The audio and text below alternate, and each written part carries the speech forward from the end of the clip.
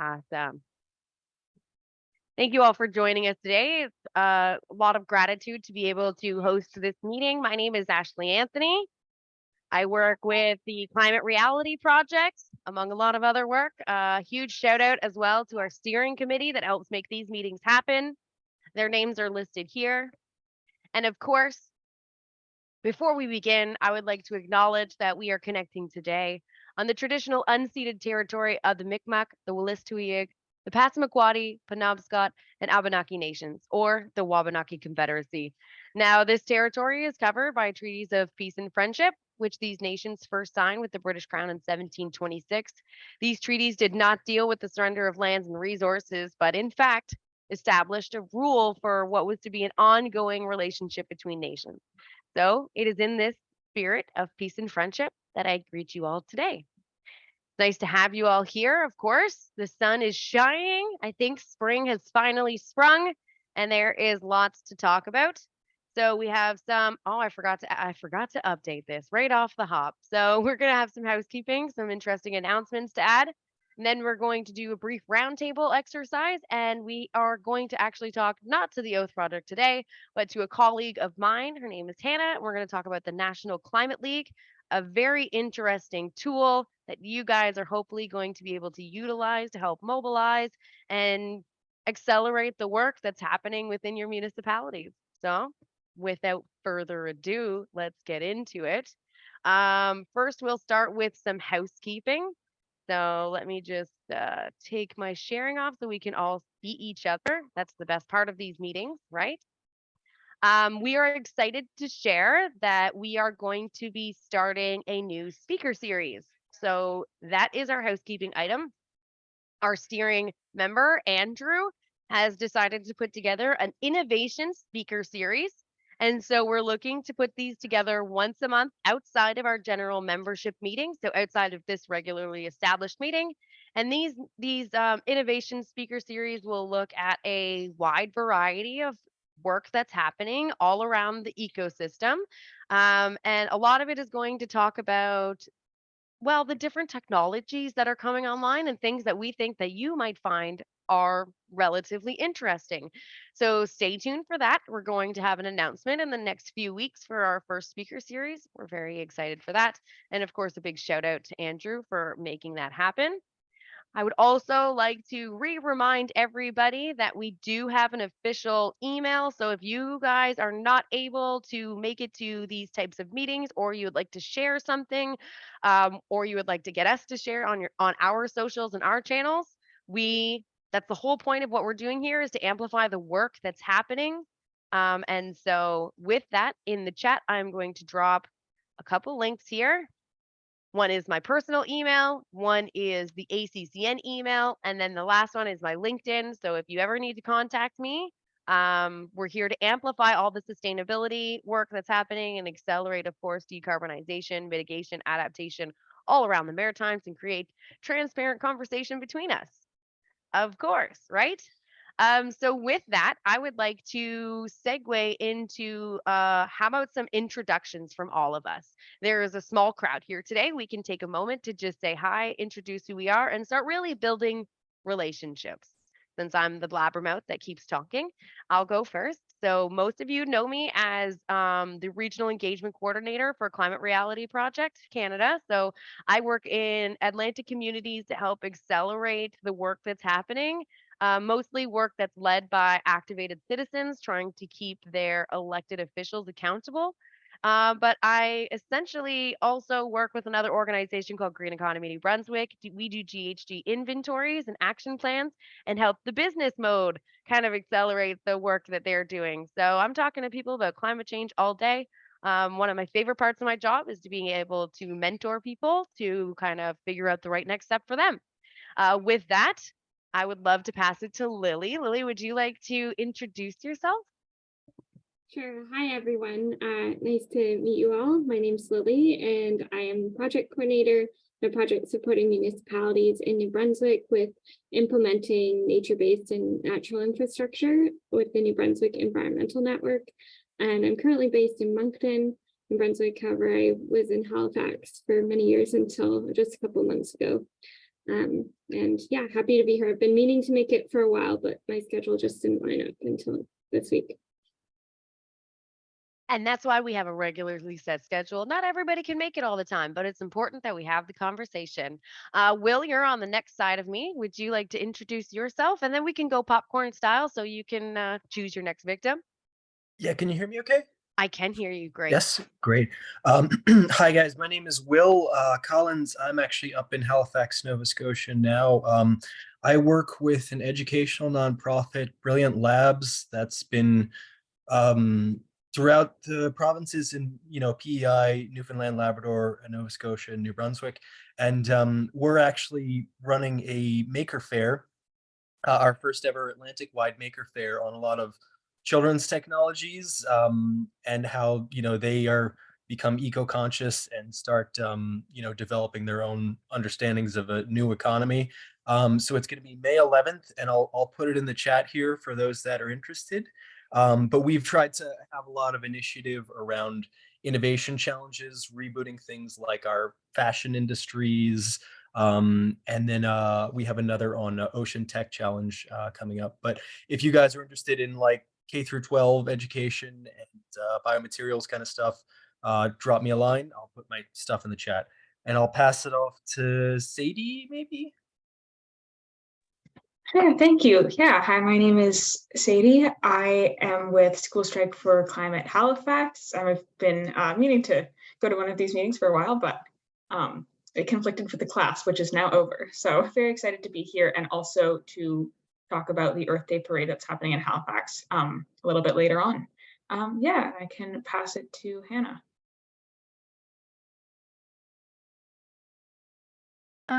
Thanks, Sadie. I'm Hannah Muhajireen, and I work with Ashley at Climate Reality Project.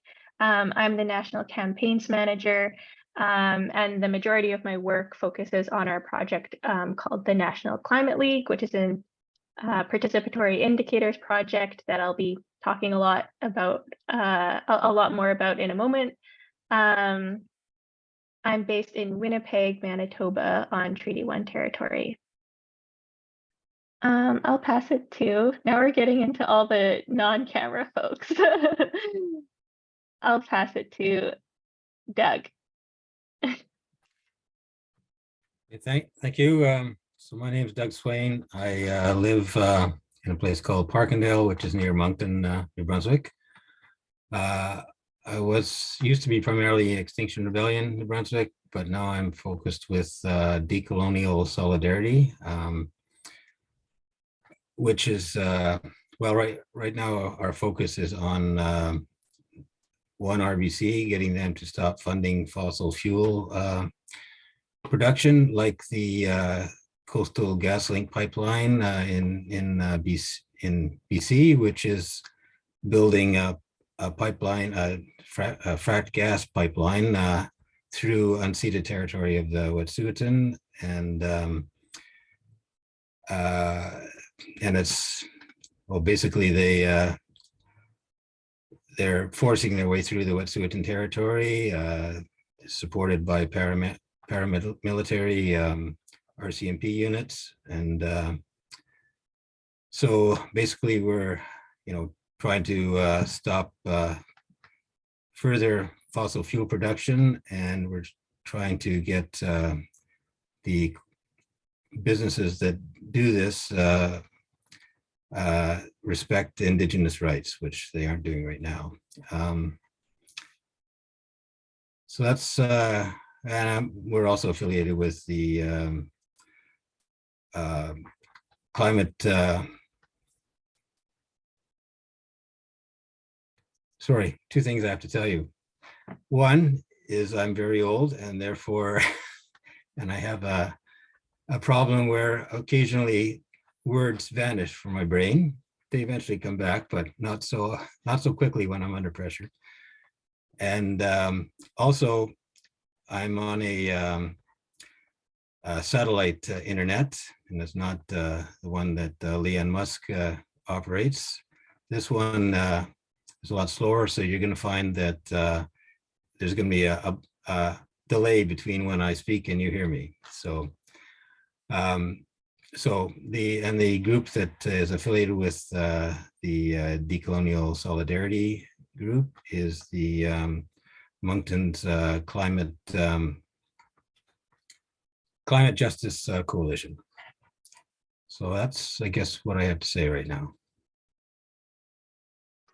With that, Drew put his hand up. Drew, do you want to go next? Thank you for that, Doug. Appreciate that. Yeah, I thought it was appropriate to go after Doug. Doug, I think, are you affiliated with Heather? Is Heather your, correct me if I'm way off, but is Heather one of your partners with the work that you're doing? Yes. Yeah, Yes, she so is for sure. the only reason I bring that up is I used to work for RBC. And I might have some insights for you guys. So let's reach out and connect with each other afterwards if you're interested. Drew McQuinn, team lead for Halifax Climate Hub, and we are a branch off of the Climate Reality Project. And I'm also one of the members of the steering committee for the ACCN. Thank you, everybody, for joining. And one thing I'll ask just while I've got the floor is if everybody doesn't mind just throwing in the chat how they heard about the meeting today. I'd love to hear that just to help us with our call outs on the next one. So that's all I got. Thanks, guys. Brilliant addition, Drew. Yeah, any insights help us tap into more people. And remember, it's always fair to invite a friend. The more the merrier. With that, since we were already talking about Heather, and I imagine people are like thinking, who is this wonderful Heather person? I will throw the mic to her. Amazing. Thank you, Ashley. This just get the expectations real high. I hope I don't disappoint. Hello, my name's Heather, and I'm on Mi'kmaq territory. I am joined by 5 chicks today, and you might be hearing them in the background. They're very happy here, foraging for cat hairs and such. Yes, so I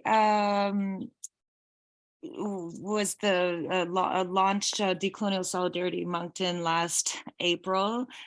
Started with a couple of us out there in front of RBC, and we've grown that group over the last year, and had about 40 or so of us out this last April 1st on Fossil Fools Day in solidarity with Wet'suwet'en, and calling out RBC for their horrendous funding of genocide and infringements of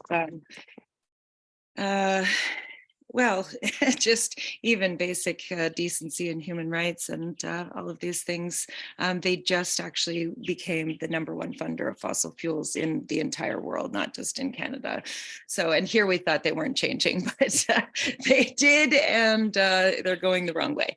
And so we also, in the summertime, there was a number of amazing folks in this region who are interested in various projects and causes, and so we've together formed with Doug and other folks the Climate Justice Coalition. Same idea as we have here, where just the idea is to be able to work together regardless of what cause or affiliation, and try to amplify. So it's so lovely to be here, and amazing to see all of you and hear all of the work you're doing. It's so inspiring, and it's such a privilege. Thank you so much. Thank you so much. It's really the essence of why we do this. It's bringing everybody collectively together so that we can, first off, not feel alone, because that's a terrible feeling. And second, so that we can thrive off of each other and be inspired and, collaborate. With that, I am going to toss it over to Samantha Burns. You're our next victim on the chopping block, if you will. Would you like to introduce yourself? Hello, hi, I'm based in Halifax, Chibuktuk. And I'm currently not working, kind of in between things. I've been doing a lot of online courses and just reading and things.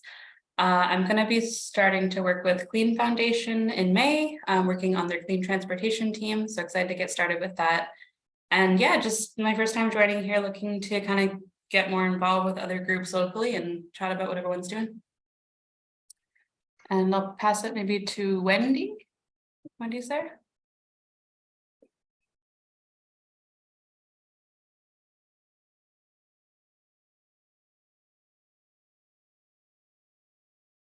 Wendy, are you there? Would you like to introduce yourself? If not, we can go on to the next person. No biggie.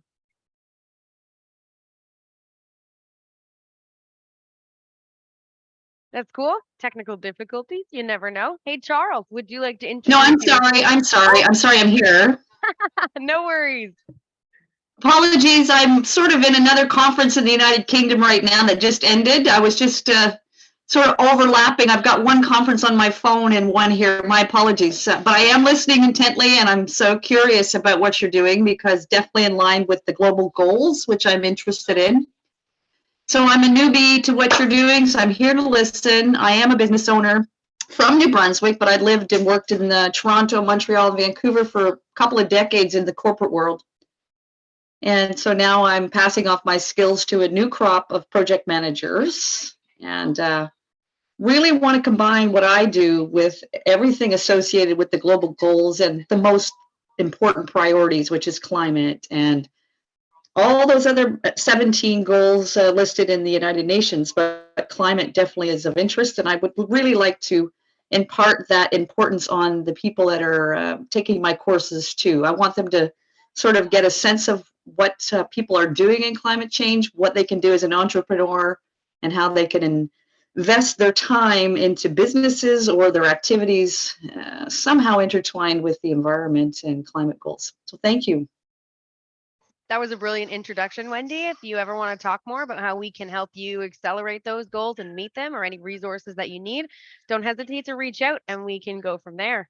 With that, I kind of already called on Charles, so I think he's got a little bit of a mental edge in preparation. Yes, I did appreciate that warning. Like Wendy, I too am double dipping on the internet today. So yeah, I got time to unmute and ready. Ryan, you're on deck. So my name is Charles Thibodeau. I'm in Cormier Village, New Brunswick. I'm here today, I guess, representing EcoPac de Cormier Village. We're a community center, cultural center. We're developing a lot of programs. We have one of our partners is Digo Conservation. They're developing a permaculture-inspired disc golf course in the forest next to us, which is also helping to clean up the Fiona mess. We're also developing, this is a new one, Musqueam Art and Nature, École en Forêt. So this is a art and nature forest school for kids that started this week. Let's see, what else are we doing? Oh, we're going net zero. We're also starting to install 32 kilowatts of solar panels. So we'll be safe from future electricity prices. That's some of the projects that we're working on. I'm gonna pass it over to Ryan. Wendy, if you're interested in sustainable development goals, I'm sure Ryan can address those. Ryan? Yeah, thank you, merci Charles. So I'm Ryan Cooper. I'm currently working for the Conseil de Développement Économique de la Nouvelle-Écosse, so the Economic Council of Development in Nova Scotia, mainly in Acadian and Francophone communities. So I'm working on a new project that aims to accompany and guide entrepreneurs and organizations as well that are wishing to incorporate more sustainable development into how they do things. And so, yeah, I heard about this through my colleague Isam, which I think might have already been to a few of these meetings before. So yeah, thanks. I'm happy to be here. Well, thank you all for your wonderful introductions. Before we move on, I just want to say, is there anybody that I missed? Andrew, yes, you showed up late. I was talking about you, though, in all the nicest ways, I swear. Of course. Hi, I'm Andrew McKenzie. I'm part of the steering committee, and between I'm running two tasks myself. Mine is making a full-time job, finding a full-time job, but the really cool one I'm working on, can I talk about this now? Yeah, yes, please do. Okay, I am working on a speaker series, and I wanted to pass it by you guys to get your feedback and your thoughts on it. And the whole idea behind this is that, we always, quite often we can run down the rabbit hole about the doom and gloom, but I want to talk about people who are doing or people in companies that are doing really cool stuff towards improving the environment. And with that said, what the notion is, we're going to create a speaker series. In the speaker series, we're going to try and do this once every month or once every other month. And we want to get in a guest speaker to talk about cool tech or something like that that's going to improve the environment. And the first one we're going to try and do is about a company called Emergent Waste Solutions. And I'll give you a really quick introduction. I've been following this guy for, oh God, about 13 years. We used to commute together. And what he has is he has a company that basically takes organic waste, so anything that isn't mineral based, so tin cans excluded, but they can take tires and such like that. And what they do is they work a process called pyrolysis. And the way that works is it works exposing the material to extreme heat in the absence of oxygen. And the byproducts, or the products that come from it, are oxygen, water, syngas, which gets fed back into the system to feed the process. And then the output is something called carbon black. So some of you may be familiar with this. It's a product that can be used in tire manufacturing, in ink toners, fertilizers, activated charcoal, such like that. So this is going to be the first guest speaker. And the really cool thing about this is the whole process can be done inside of it can be hauled in a shipping container, essentially what it works out to. So I don't want to steal the person's thunder from when he comes in and talks. His name is Kevin Hull, but it's really cool tech. It's a upstart company. So like I say, I want to get as many people as we can and bums in the seats. So if you can think of anybody that'd be interested in this kind of thing, definitely bring them along. And I think we're going to try and schedule this for sometime in May. And it's pretty cool stuff. And of course, I have a series of other speakers coming in to talk. I'm working on a few, and if you have a few people that are companies you can think of that you want to have on the roster, please let me know and we'll make it happen. We'll reach out to them, make it happen. So I think it's really cool to talk about the, who's doing these really cool things and support them in any way we can. And hopefully allow for more collaboration and innovation happening with other people that are working. Heather, did you want to add something to that? Hi, thanks. Then you have to lower the hand after you raise it. Okay.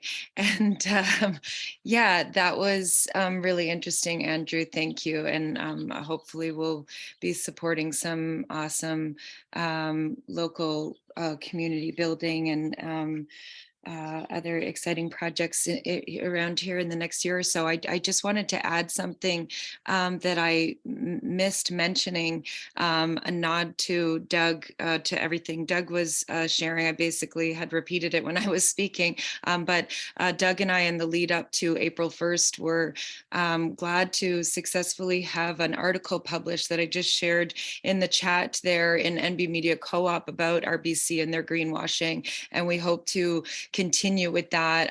The person who edited the paper was actually at our rally and wanted to continue to collaborate, and they too worked in the banks, and so it really resonated with them, as Drew might feel with his experience working with RBC. So, and we hope to follow this article up with going deeper into the history of the RCMP, Northwest Mounted Police, and RBC, and their new status. And just to tout our horn a little further of our rally in April, there it was like raining and frozen rain and some winds and storms happening, and we still got 40 people out. I think it would have been a lot higher. People are really starting to pay attention to what's going on with RBCs, and the other banks have a lot of attention on them. They're afraid of what's going on, and teams of lawyers are working with them to do things like take baby steps, like agree to respect free prior informed consent and human rights and such things. So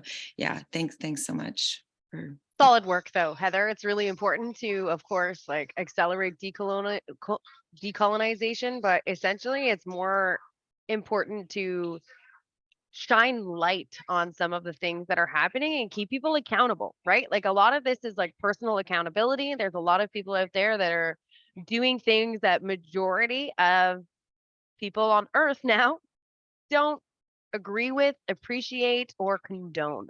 And so that measure of accountability, that measure of like transparency, ensuring that we are making good decisions when we use our I don't think we can hear you. I'm not sure if it's just me.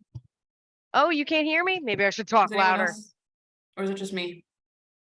Can I everybody? can hear you. Oh, okay. never Okay. mind. Sorry, someone else looked confused. I didn't know if they're in the same boat.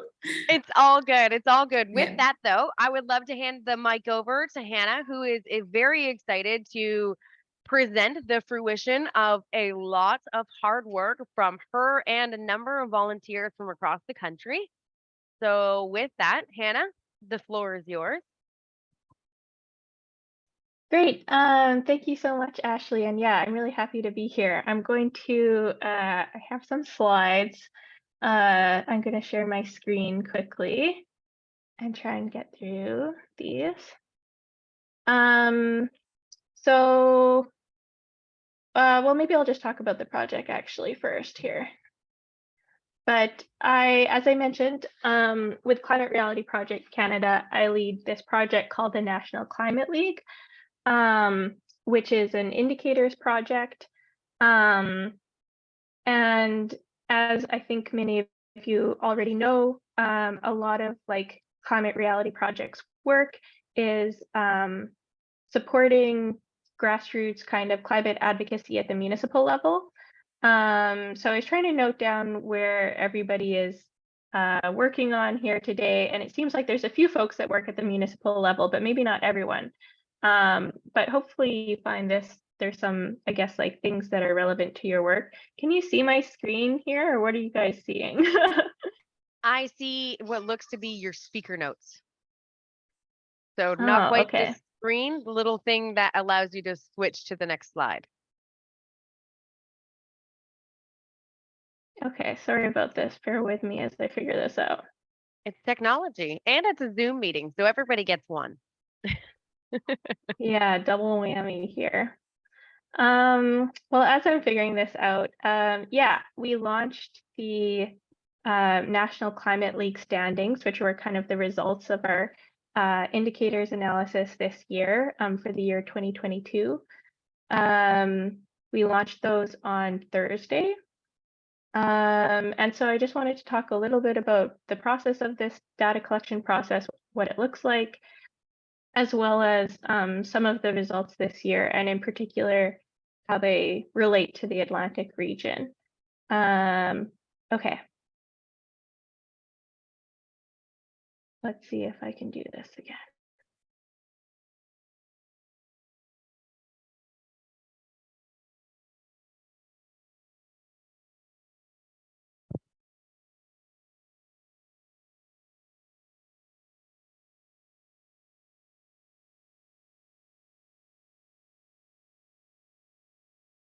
Is this doing the same thing with the speaker's notes? It's doing the same thing. Okay, gosh. I gotta Sorry love about life this. sometimes. I remember from last time that I had to, I can't remember if I had to do it first or not. Okay.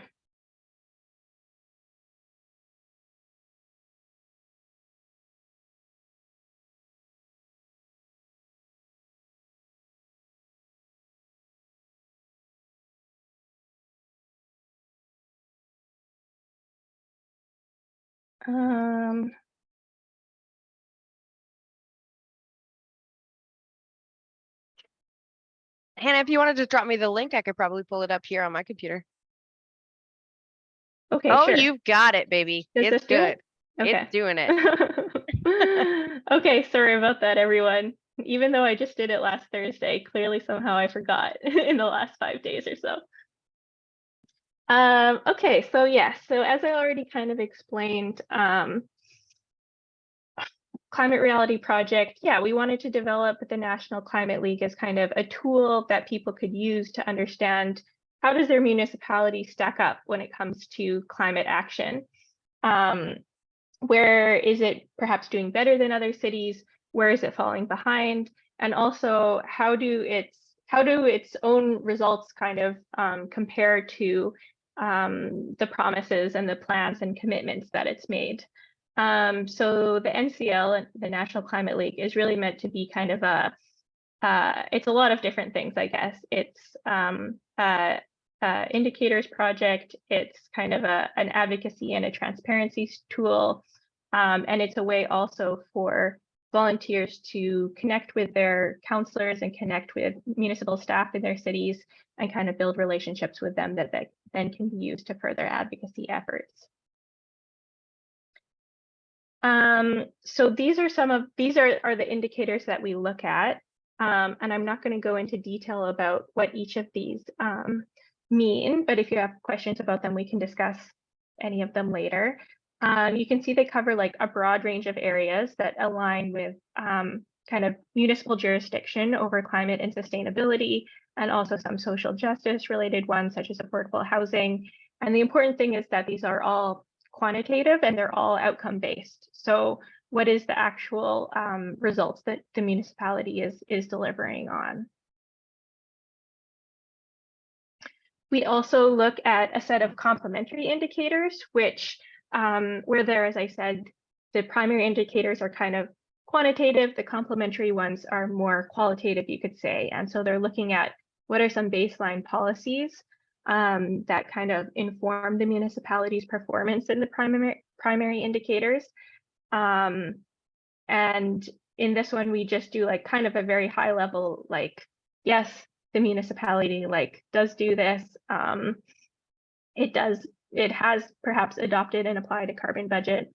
No, it doesn't, it hasn't done this, or it's kind of in progress. So that means maybe there's some indication of it in its climate plan, but it hasn't yet been fully implemented. So this is kind of a summary of our results for 2022. So we began data collection last September, and as I said, just published the results last Thursday. We were able to collect data for 57 municipalities across Canada. And I was just looking, I think there was 5 or 6 of those from the Atlantic region. So all the like larger cities, Charlottetown, St. John, Fredericton, and Halifax. And we did this with the help of 76 volunteers from across Canada, which is pretty impressive and a big commitment on their part.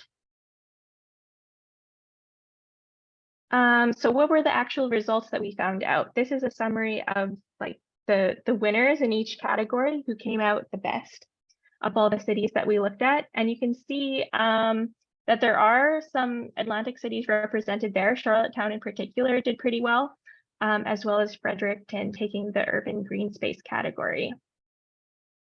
And I'll just go deeper, I guess, into, maybe I won't talk about each of these. Yeah, I'm gonna skip over. We can return to any of these if folks are interested, but this is a summary of the results for, on the left, you see the urban agriculture results, as well as the definition of what we actually look at there. So it's the urban gardens, farms, and orchards, and then urban green space, our results are on the right, the total hectares of green space per 1,000 people. And so you see Charlottetown won for urban agriculture and Fredericton won for urban green space. And at our launch last week, which the recording will be posted soon, and I'll encourage anybody who's more interested in this to check that out because it was a really great discussion. We had a panel discussion with 2 counselors, one from Vancouver, one from Gatineau, and then also a staff person, Katrina Crystal from Charlottetown. And she's I think her title is the climate coordinator at City of Charlottetown. So she spoke a lot about the work that they were doing that might be interesting to some folks, including this new community garden strategy that was just recently adopted by council. That's kind of helped to inform, kind of build on the work that they've already been doing on urban agriculture in the city. Yeah, and I guess I'll just say with Fredericton, like digging into that category and with urban green space, this category we collect data by looking at a report from Parks People, which is a charity that also kind of does their own data collection and indicators analysis. And so we kind of just adopt that data from them. But looking into Fredericton, I was looking into what the city is doing on urban green space and trying to find out why it might have performed so well. And I think it seems to be really tied to the city's adaptation plan. And so maybe actually I'll go one slide ahead. Oops. Oh, maybe I didn't. Oh, here we go. Where you see that actually Fredericton this is our complementary indicators as result. You see that Fredericton is one of the few cities actually besides Edmonton that has adapted an adaptation plan. And I think its performance in the green space category is somewhat linked to that, because we know that having adequate and healthy green space is an important adaptation factor for things like being prepared for flooding. So I thought that was interesting and encouraging to see that, well, I think adaptation is something that it seems like, based on our results, that a lot of cities are still kind of working on. Most cities have a climate plan now, but having a fully fledged adaptation strategy and plan is still something that is kind of coming next, I guess. But Fredericton is one of the few cities that actually has one. So that's exciting.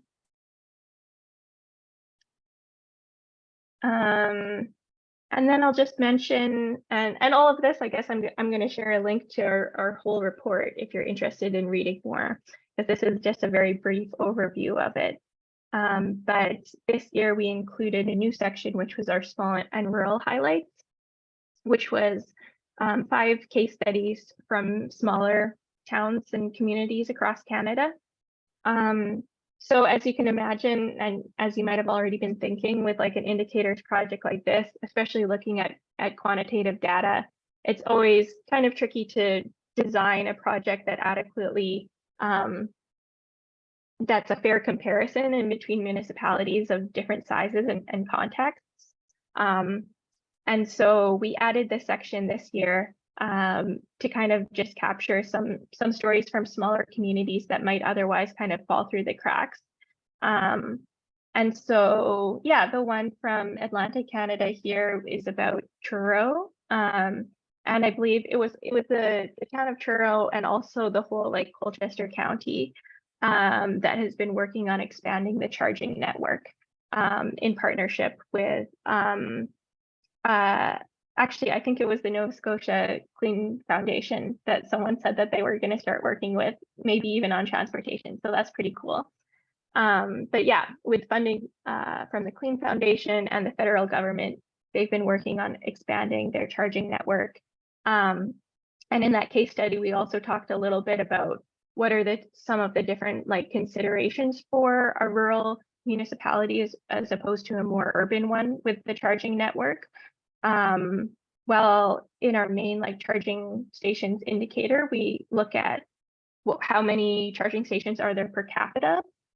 In a rural context, it might actually matter more what is the actual geographic density of charging stations, because we know that, of course, range anxiety is one of the main barriers that people cite for not buying an EV.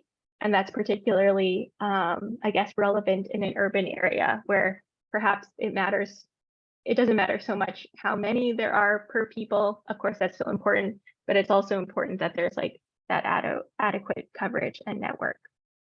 So it's exciting to see that it seems like Truro is working on building that, and I guess, and Colchester County as well.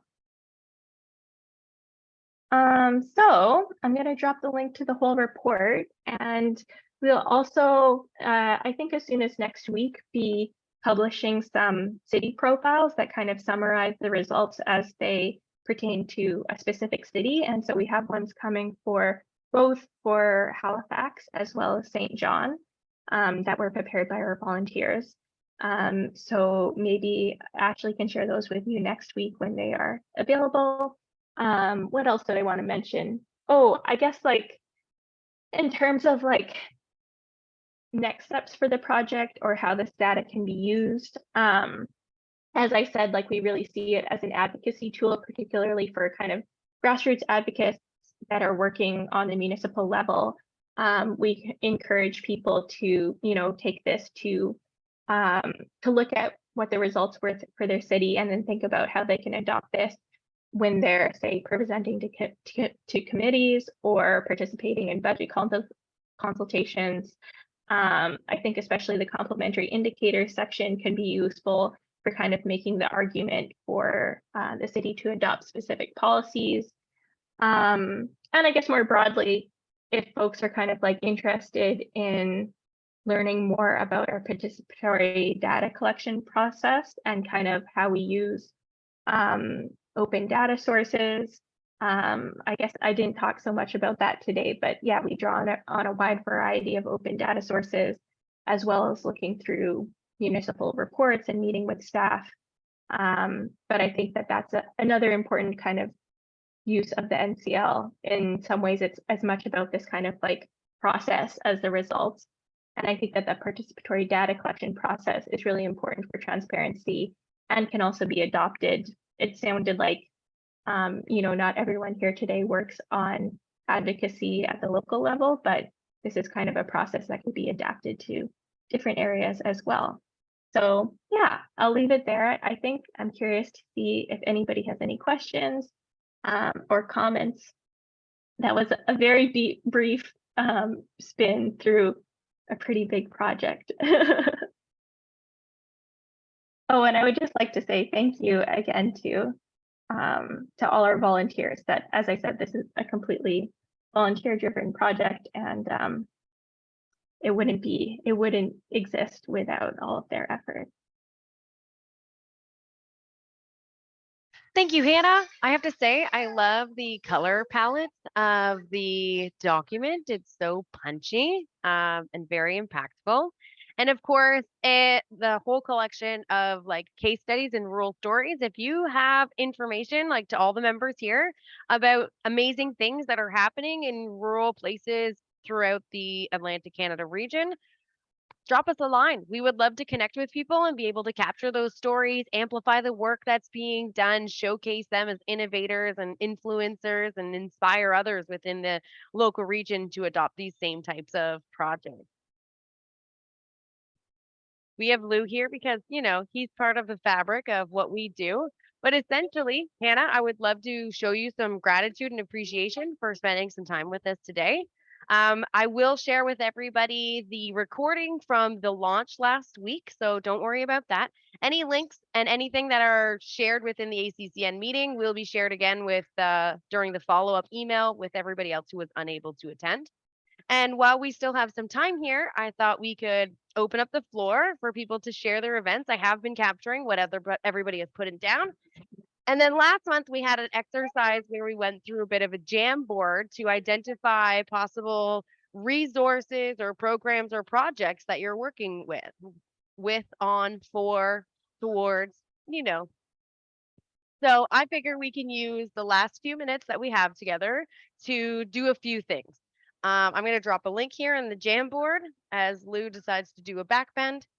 And then we can do a simultaneous Jamboard session here. One, we can talk about the resources and programs. There are already some that have been listed from our membership meeting last month. And then if you switch to the second page, there is also Earth Day events. So I would love to share any Earth Day events or any upcoming events over the next, 6 weeks that are happening. I did capture some that were put into the chat.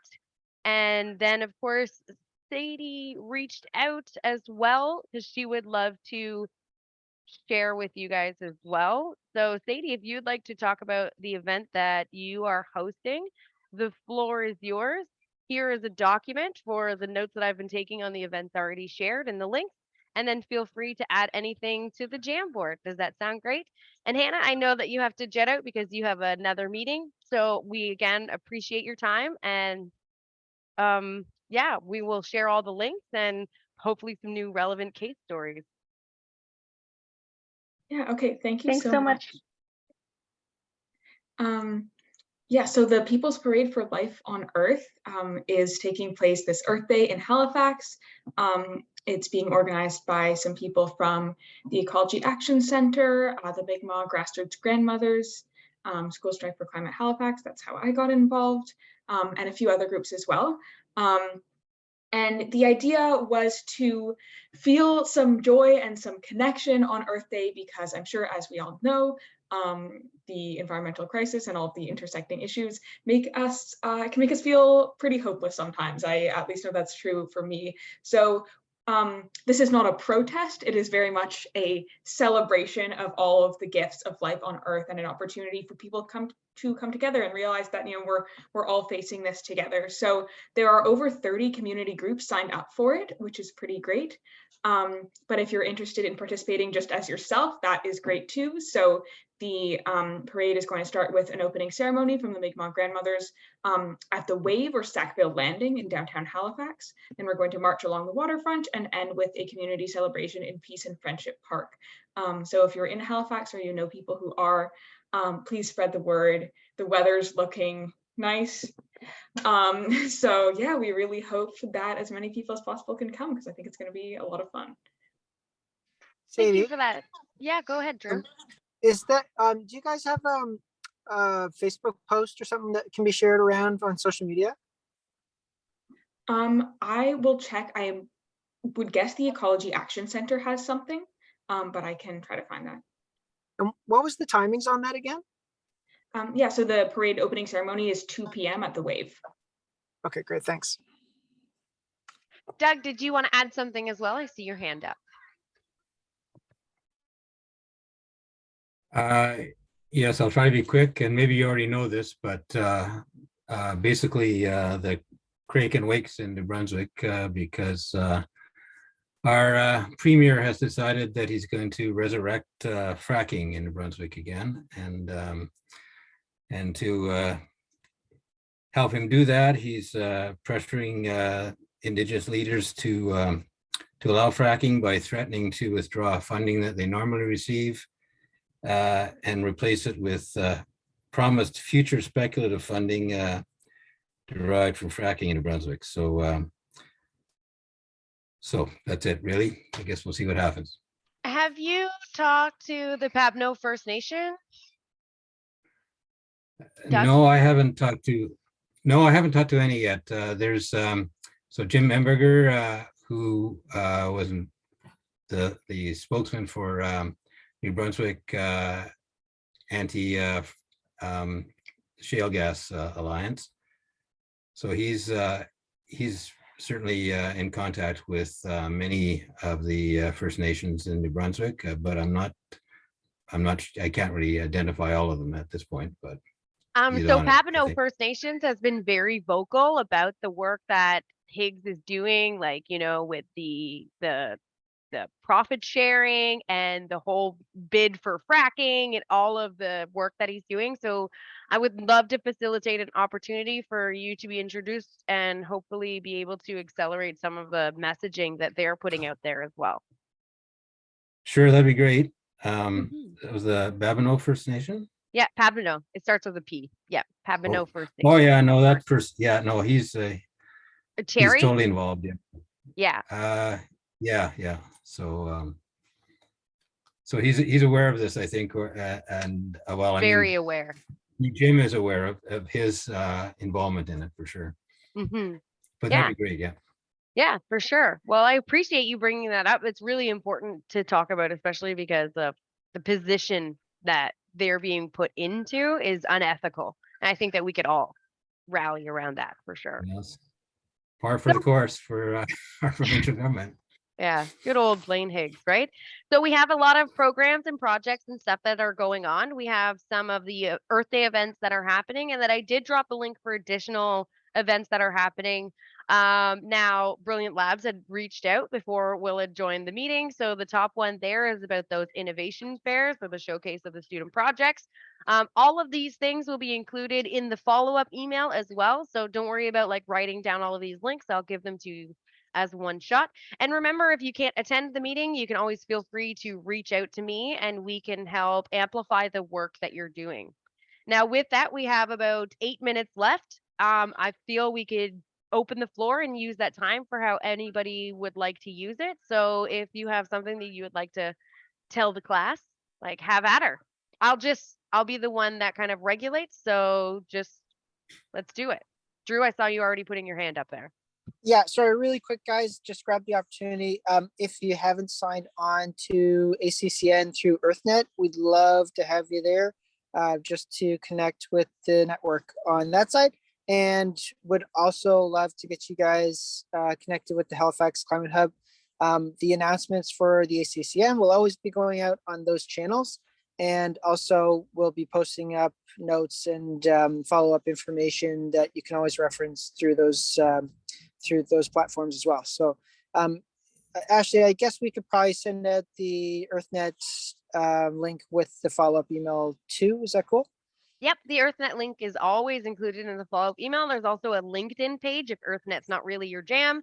There is always a way to figure out what we're doing. And if you haven't signed up yet, there is also a newsletter that we just launched. So if you give me a moment, I will get you the sign-up form for the newsletter here. So if you are not already in it, you can be part of it. Does that sound like a good time? Okay. Yeah. Is there anything else that anybody wanted to bring up? I had one other thing to throw in. I haven't gotten the specifics on this yet, but we're doing a symposium on natural making in Moncton. I'll have to get more details from the rest of our team, but you know, part of our kind of reinventing our economies is going to be around, you know, use of naturally derived materials.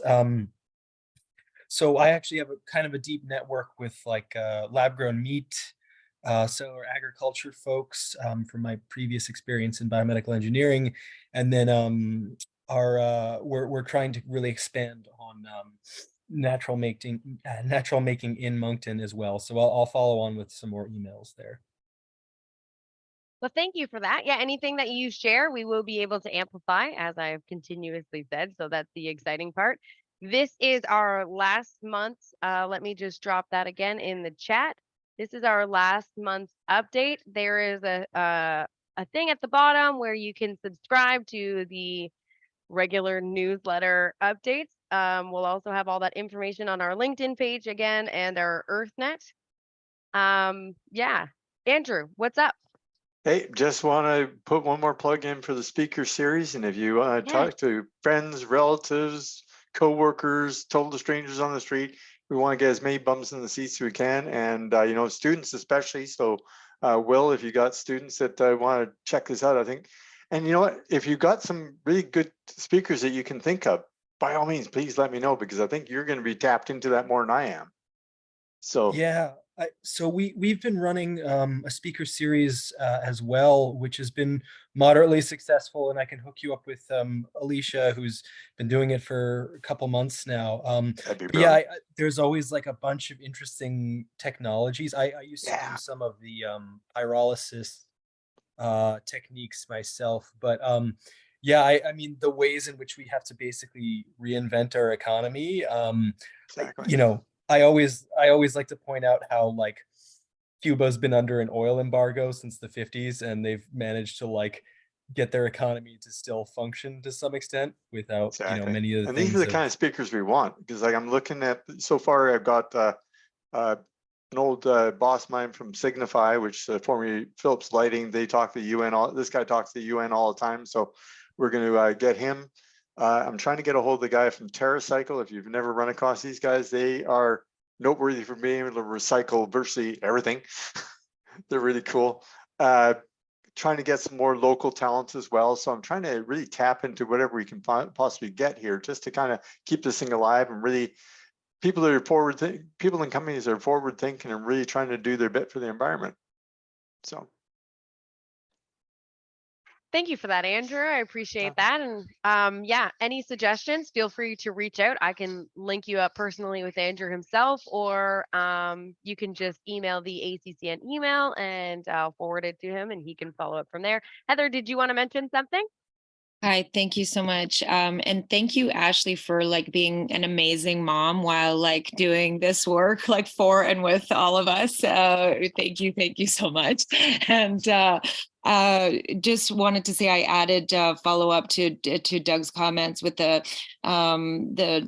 link to the anti-shill group Doug was referring to, and there's right now an opportunity to sign on a group name to back this statement going to the government to ask them to respect free, prior, and informed consent and such as a group. And so I just put that there. And yeah, thank you so much again. It's just so inspiring hearing everybody's work. Thanks. Hey, thank you guys for coming in. It really, you know, we're trying to build a community. It takes more than one person, right? Takes a village, if you will, for all those parents out there. Yeah. He doesn't also like to wear pants, so I have to make sure it's a waist up situation. 3. It's a complicated age. But with that, we have 2 minutes left. I want to be respectful of everybody's time and opportunities. So if there's something else that you would like to add, now is the time. If not, remember that our next meeting is going to be on the 3rd Thursday of next month. So that falls on the 18th. I will send out a reminder before then. If after we get off this meeting, there's something that comes up that you feel would be very important to share with our members, please let me know and I'll amplify all that messaging. Yeah, and we look forward to next month and the speaker series. And additionally, outside of that, like the membership, everything that we're doing here at the ACCN is supposed to serve the people that actually participate in the ACCN. So the one thing that we have is the positionality to work like pan-Atlantically, where other environmental networks don't really have that. So if there is something that we could adopt that will benefit or accelerate the work that you are doing, so if we can start forming and creating conversation, let us know what we can do for you and your organization and for your work. Climate Reality Project positions themselves as that missing puzzle piece to connect like the ENGOs and the non-government organizations that are doing this important work, the activated citizens that are out there and doing the important work, as well as people who are, you know, making the decisions, the policymakers, the academics, everybody else that's working on that adaptation, mitigation, climate change piece to create that breaking down of silos and a transparent, effective conversation. But for this conversation to continue to grow and be impactful and influential for you and your work, we need to know what you need. So at this point, we are looking to kind of grow the things and the services that we are offering through the ACCN. Some of these and the ideas that we've floated are like an education alliance. So this would bring in the university stakeholders, all of the university stakeholders. So the operation teams, the academics, the students, to really create transparent conversations across the different post-secondary campuses. That's something that we've thought about. Of course, Andrew's innovation series is a really important thing to kind of talk about all of the new technologies that are coming. And anything else that comes, just let us know and we would like to kind of create. So with that, it's 2:01. Thank you so much. Gratitude and appreciation for everybody that's been here and that participates. A follow-up email will come shortly. And until then, I look forward until next month, our next moment to meet together. Thanks, everybody. Hey, Ashley, can you hold on for about 2 minutes? Oh, I'm here for you, man. No worries. Good Let me on just you. Good on pause you. the recording. Not a problem. Ashley, could you